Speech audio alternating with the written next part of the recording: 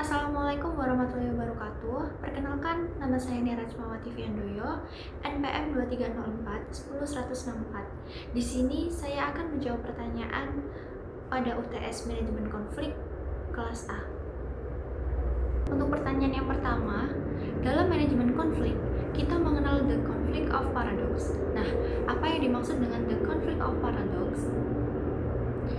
Conflict of paradox dalam manajemen konflik pada dasarnya itu merujuk pada situasi ketika dua hal yang tampaknya itu saling bertentangan.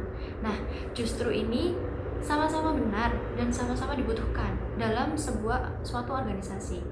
Jadi, konflik ini tidak muncul karena salah satu pihak keliru, tetapi karena ada dua kepentingan atau karena adanya nilai yang sama-sama penting, namun sulit dipenuhi secara bersamaan. Konflik paradoks ini sering terjadi dalam praktik nyata. Misalnya, antara kebutuhan untuk menjaga stabilitas organisasi dengan tuntutan untuk terus berinovasi. Stabilisasi ini penting agar organisasi tetap terarah dan tidak kacau. Tetapi inovasi ini juga penting supaya organisasi tidak tertinggal. Nah, di sini muncullah konflik karena terlalu fokus pada stabilitas bisa membuat organisasi kaku. Sedangkan kita terlalu mengejar perubahan bisa menimbulkan hal ketidakpastian. Nah, yang menarik dari konflik of paradox adalah konflik ini tidak selalu harus diselesaikan dengan memilih salah satu, tetapi lebih kepada bagaimana mengelola keseimbangan di antara keduanya. Artinya, pemimpin atau manajer ini dituntut untuk mampu berpikir fleksibel dan tidak kaku dalam melihat masalah. Karena kedua sisi ini sebenarnya itu saling melengkapi, bukan saling meniadakan. Nah, dengan demikian, konflik of paradox menunjukkan bahwa konflik dalam organisasi tidak selalu negatif, justru bisa menjadi sumber dinamika dan perkembangan jika dikelola dengan tepat. Untuk pertanyaan yang kedua, jelaskan kurva dan berikan contoh terkait kurva di samping dalam perspektif manajemen konflik. Nah, kurva pada gambar tersebut menunjukkan hubungan antara tingkat konflik dengan kinerja, yang dimana berbentuk seperti huruf U terbalik. Nah, konflik ini tidak selalu berdampak buruk, karena justru pada tingkat tertentu konflik bisa meningkatkan kinerja.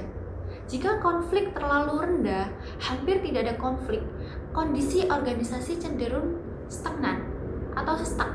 Anggota tim menjadi kurang kritis, ide-ide baru jarang muncul, dan kinerja ini bisa menurun. Karena apa? Karena semua orang terlalu aman dan tidak ada dorongan untuk berkembang ke depannya. Sebaliknya juga, jika konflik terlalu tinggi, situasi menjadi tidak terkendali. Hubungan antara individu ini bisa menjadi rusak, komunikasi terganggu, dan fokus kerja ini akan hilang karena lebih banyak energi yang dihabiskan untuk pertentangan daripada menyelesaikan suatu tugas. Titik paling ideal adalah di tengah, yaitu konflik pada tingkat moderat atau optimal. Di sini, perbedaan pendapat justru memicu diskusi yang sehat.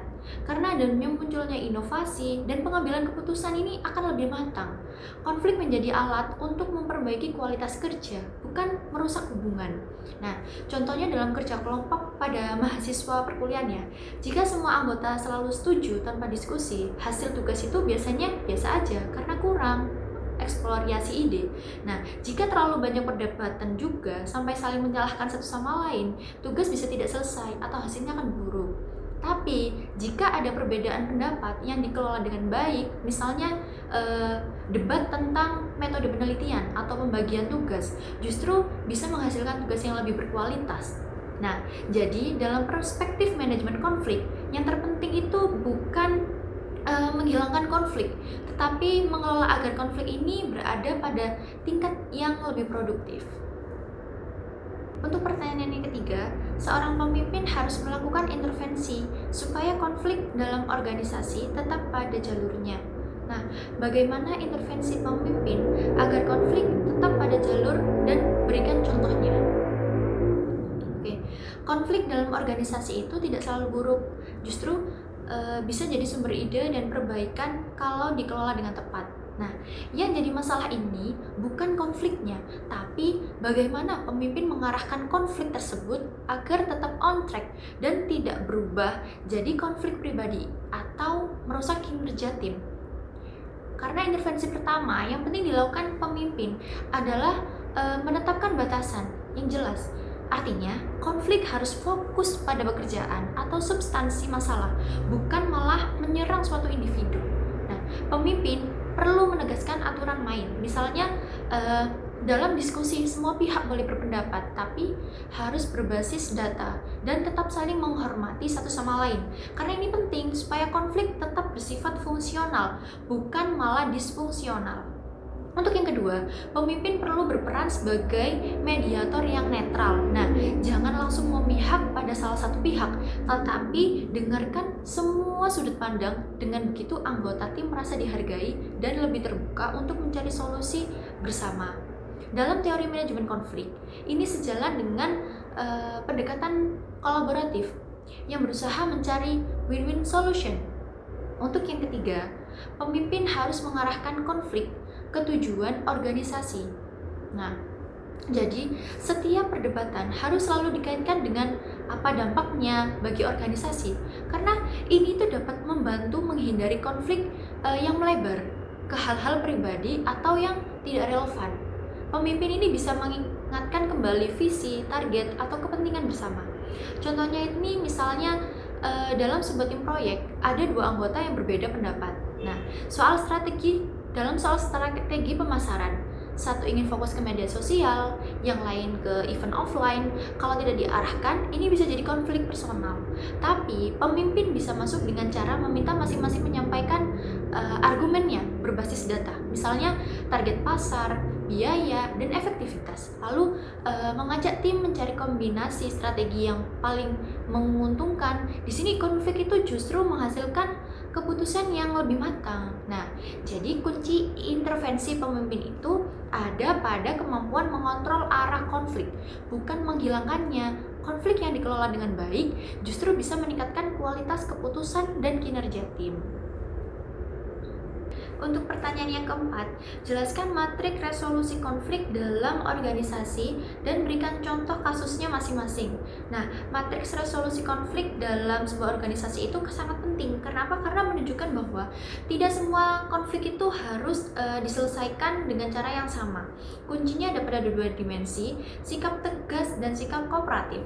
Nah, dari kedua kombinasi ini muncullah 5 pendekatan yang masing-masing mempunyai fungsi berbeda tergantung pada situasi. Nah, yang pertama, bersaing. Dalam pendekatan ini, seseorang itu sangat tegas dalam memperjuangkan kepentingannya, tapi kurang memperhatikan pihak lain. Secara teori, ini cocok dipakai saat keputusan harus cepat atau menyangkut pada hal prinsip. Gaya ini memang terkesan keras ya biasanya, tetapi tetap diperlukan dalam kondisi tertentu. Nah, contohnya itu pada pimpinan tetap memutuskan efisiensi anggaran walaupun tim tidak setuju karena kondisi organisasi sedang krisis dan dibutuhkan keputusan yang cepat. Untuk yang kedua, menghindar. Di sini seseorang ini tidak tegas dan juga tidak terlalu peduli kerjasama sehingga konflik cenderung lebih dihindari. Sekilas terlihat tidak efektif, tapi sebenarnya ada manfaatnya jika masalahnya itu kecil atau waktunya tidak tepat. Nah, contoh pada perdebatan kecil antara anggota tim tidak dilanjutkan karena bisa mengganggu fokus kerja yang jauh lebih penting. Untuk yang ketiga, kerjasama. Pendekatan ini lebih mengutamakan hubungan dibanding kepentingan pribadi, karena orang itu cenderung mengalah demi menjaga keharmonisan. Nah, ini tuh penting dalam menjaga kerjasama tim, tapi kalau terlalu sering dipakai bisa merugikan diri sendiri juga. Nah, contohnya itu pada seorang anggota tim mengikuti keputusan mayoritas walaupun kurang setuju agar suasana tim ini tetap kondusif. Untuk yang keempat, kolaborasi. Kolaborasi ini pendekatan yang paling ideal karena menggabungkan ketegasan dan kerjasama. Semua pihak diajak mencari solusi terbaik bersama. Secara konsep ini menghasilkan win-win solution walaupun butuh waktu dan komunikasi yang baik.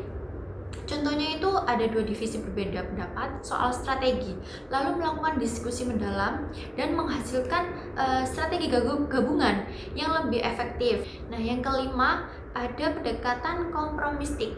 Pendekatan ini berada di posisi tengah di mana kedua pihak itu sama-sama menurunkan tuntutan. Hasilnya tidak sepenuhnya maksimal karena tapi cukup adil ya. Menurut saya ini sering jadi solusi praktis ketika waktu terbatas. Contohnya dua karyawan yang berjadwal cuti akhirnya membagi waktu agar keduanya ini tetap mendapatkan kesempatan. Nah, yang paling penting ini bukan memilih satu gaya yang dianggap paling benar, tetapi kemampuan membaca situasi. Pemimpin yang baik harus lebih fleksibel menggunakan kelima pendekatan ini agar suatu konflik tetap produktif dan tidak merusak suatu organisasi. Terdapat strategi yang baik, sederhana tetapi tetap tepat pada sasaran. Yang satu, pahami akar masalahnya. Jangan langsung ambil keputusan sebelum tahu penyebab konfliknya. Nah, yang kedua, pilih pendekatan yang sesuai dengan situasi. Kalau mendesak, bisa tegas, bisa lebih tegas lagi. Kalau jangka panjang lebih baik kolaborasi. Nah, untuk yang ketiga, jaga komunikasi agar tetap sehat. Fokus pada masalah, bukan menyerang pihak pribadi. Nah, untuk yang keempat, arahkan ke tujuan bersama. Ingatkan bahwa yang dicari solusi terbaik untuk sebuah organisasi, bukan menang sendiri. Nah, contoh pada tim beda pendapat soal pembagian tugas. Pemimpin ini tidak langsung memutuskan, tapi dengarkan dulu semua pihak, lalu cari solusi bersama.